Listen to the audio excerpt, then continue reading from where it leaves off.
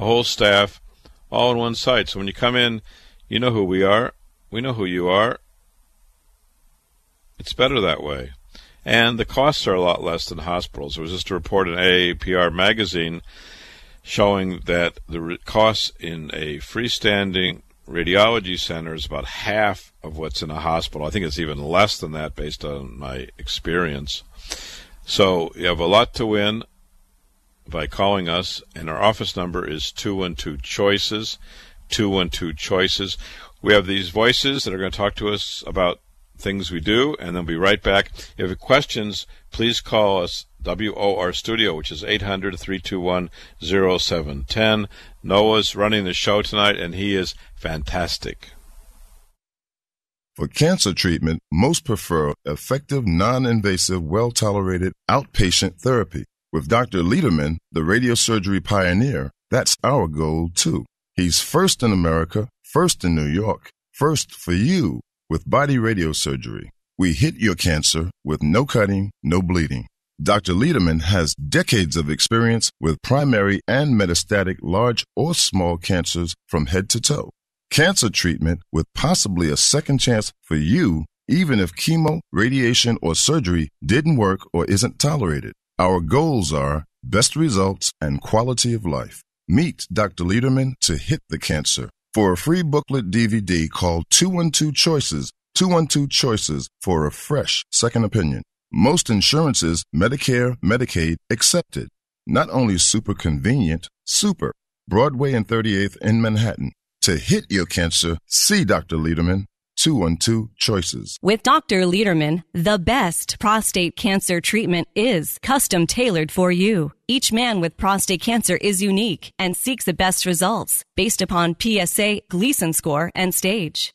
That's why Dr. Lederman's custom-tailored prostate cancer treatment is most logical. Not every man should get the same treatment. Dr. Lederman's custom prostate cancer treatment is all outpatient.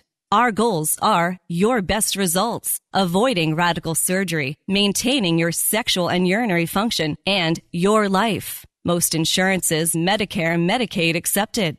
Call Dr. Lederman at 212-CHOICES, 212-CHOICES for a fresh second opinion and free booklet DVD. Not only super convenient, super in Manhattan, 38th and Broadway. To hit the cancer, call Dr. Lederman, 212-CHOICES. Cherish your life. Custom prostate cancer treatment with Dr. Lederman, 212-CHOICES. Welcome back to the Radiosurgery Hour. This is Rob Redstone here with Dr. Gil Lederman at the WOR Studios in the heart of New York City. We're just a few steps from the Radiosurgery New York Cancer Treatment Center on Broadway and 38th Street. Dr. Lederman, the leading cancer expert, treats prostate cancer non-invasively. He was the first in New York with fractionated brain radiosurgery, and he's the first in America and in the Western Hemisphere with body radiosurgery. You can also call Dr. Lederman at 212-CHOICES for a free informative booklet and DVD. Hey, Dr. Lederman, we're back. Hey, we're back and taking your calls if you want. Our number is 1-800-321-0710. 1-800-321-0710. I want to talk to you about a man who came in this week with a cancer of jejunum. Do you know what the jejunum is? Anybody? We just got a call. Maybe they know what jejunum is. 1 minute. Hello, you're on the radio. Good evening. It's Dr. Lederman. You have a question for me? Yes, I do. Okay, go ahead. Your show right now is very interesting. What's the difference between radiosurgery and gamma knife radiation? Well, gamma knife is a machine. Gamma knife is a machine that screws on in your skull. So there's 4 screws that go through your scalp into your skull. So it's an invasive procedure. It's a painful procedure. It was the first radiosurgery machine. It was invented in the 1950s by Lars Lexell. So it's about 60 years old. It treats only brain tumors.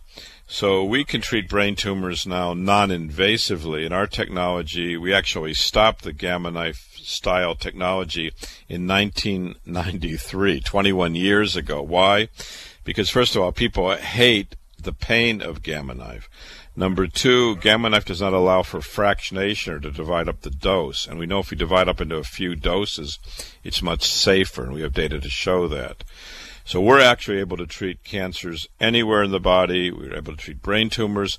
Gamma knife cannot treat all brain tumors. It's limited where in the brain it can treat. We can treat anywhere in the brain, non-invasively, painlessly, without those screws in the head, and give you the benefit of fractionation. Is it kind of like the shape beam surgery? Is this another word for it? Like what? Shape beam surgery? I didn't hear that. Shaped beam surgery? No, shaped beam, you're just talking about how the beam is shaped. The beam can be shaped in any direction for anything. So radiosurgery is more than that. Radiosurgery implies that a very intense beam is going to hit the cancer, that there's a system in place to hold the patient in position, that this position is secure, that the beam is going towards the cancer or towards the brain tumor, and that the dose is a higher than usual dose. I got you. Is there any, can you send me a booklet of pamphlet on We're happy to send you a booklet. Just call us during the work week, Monday through Friday, 9 to 5, and call us at 212-CHOICES, which is 212-246-4237. There's booklets about prostate cancer, there's booklets about brain tumors, and there's booklets about cancers of the body. So just call in the morning, tell the staff which one you like, and we'll pop it in the mail to you. Absolutely. I'm actually in Richmond, Pennsylvania, not Manhattan, but we have your radio station, so I'm listening to it right now. It's very informative. Well, we have patients here from around the world. There's patients here from China and Israel and Italy and England and even Pennsylvania. A lot of fun. Okay. All right. Thank you. God bless you. Bye now. Thank you. You too. Bye-bye. Okay, and someone else called while he was calling, so if you want, you can call us back. I'm sorry I missed your call. So I was talking about this man who had a cancer of jejunum. Well, what is the cancer of the jejunum? Well, the jejunum is a part of the intestine after the stomach and duodenum. There's a jejunum. And obviously people can have cancers of any part of their body. We've talked about that over the last few weeks. This man presented with difficulty eating, pain in his right upper quadrant of his abdomen, and a painful mass under the arm. He had a biopsy elsewhere. The doctors at the hospital tried to open him up. They said they couldn't open him up. They said their knife wasn't sharp enough or their abdominal wall was too thick. I don't know. I've never heard of such a thing. He came to me with failed surgery, with the wound infected and pussy, with a mass that was large, like a golf ball under his armpit, and difficulty eating. So, number one, again, we got him staged up. Number two, got him cleaned up. So we got that wound that they left infected with pus cleaned up and treated. We're starting treatment for the mass under the axilla. If he likes our work, we'll go on and treat the mass in the jejunum and then the liver, whatever he wants. He came to us, and the point of this discussion is that people, even when the surgeon tells you I can't operate, sometimes that's a good thing. Sometimes surgery leads to more harm than good. Knowing what he had in the abdomen and in the liver, I think probably the surgeon didn't even want to really get into the abdomen. That's what I believe. And that's how he got to us. And we had another man, similar situation, an 80-year-old man with this fantastic family, called me last Sunday. He'd been in another hospital for 2 weeks. He had been not staged yet. He had some cancer in the brain. They were going to give whole brain radiation, even though the cancer was in a relatively small spot. The son, who's fantastic son, loving son, didn't want his dad to have his whole brain radiated when we could just hit the cancer. Brought us his dad on Monday. We immediately worked him up, found, first of all, that his legs were swollen up, got a test for blood clots. He had multiple blood clots in both legs, and his legs weren't swollen subtly. It was dramatic. And you remember, blood clots are the number 2 killer of cancer patients.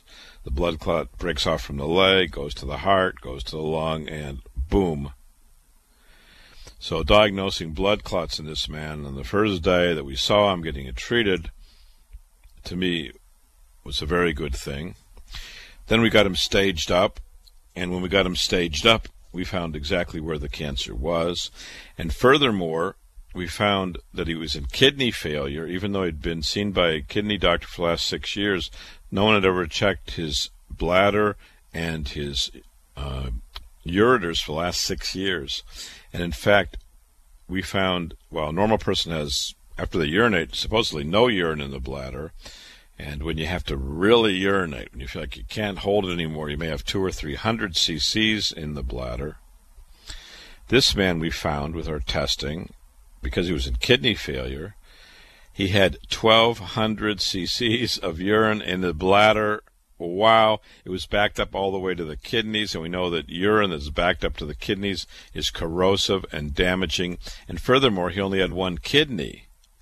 So this man, it was critical. So wow, we found the blood clot, took care of the blood clots. Then we found his kidney failure, took care of the kidney failure, and now we're treating him for his brain metastasis and his lung cancer, and got him staged up with a PET scan. He'd been in the other hospital for 2 weeks, no PET scan, no testing for the blood clots. No one even raised a topic with him, and the family was really angry that no one even looked at his legs, even though he was in the hospital for 14 days there. And we started him with radiosurgery for the brain tumors, avoiding harm to the healthy brain. So that's the kind of work that we do at Radiosurgery New York. This family was fantastic. The patient is great. We hope he's on the road to recovery, getting his kidneys back, stopping the blood clots from traveling to the lungs and heart, and treating the cancer, all in a day's work. And another patient this week who just finished up, actually, he has prostate cancer. He was treated elsewhere for his prostate cancer with standard radiation. We've talked about the differences in success with standard radiation or standard surgery or robotic versus us, and you can look at the data and see the comparison. Unfortunately, he had already had standard treatment elsewhere. It didn't work. The cancer traveled. He was in terrible pain in the hip and the shoulder.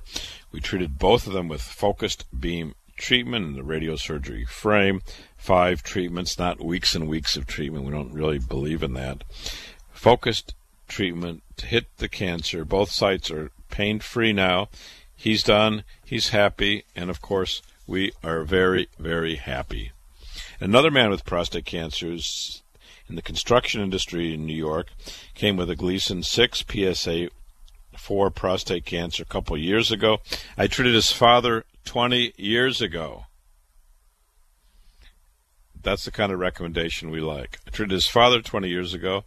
Now the son had prostate cancer, treated him, and his PSA is down to the 1 range, in remission, doing well, fully intact. That's what we like to have happen to us. And we have a phone call at the top of the hour. Hello, phone call. How are you? Mario, ¿cómo está? Yes. Hello, Dr. Lederman. Good evening. Mario, ¿cómo parla italiano? Not really. Mi dispiace. Mi dispiace. Paverino. Come si chiama? Dr. Gil Lederman, I know.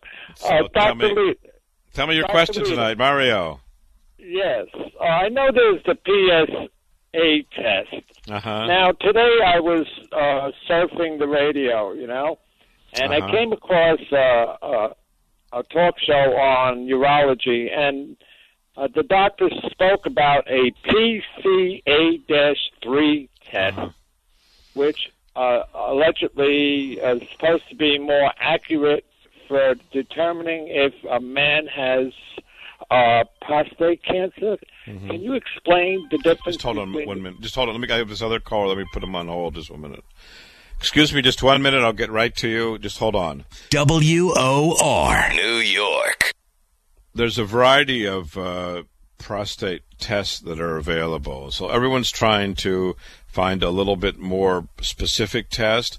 But I can tell you that the PSA is in the widest use and the most experienced, and there's never going to be a perfect test. There isn't a perfect test for any cancer disease of any part of the body. So while there's other tests and they're being tested and studied, I personally would advise most men to stay with the PSA unless there's some particular reason why they're shying away from it. Why? Because it's well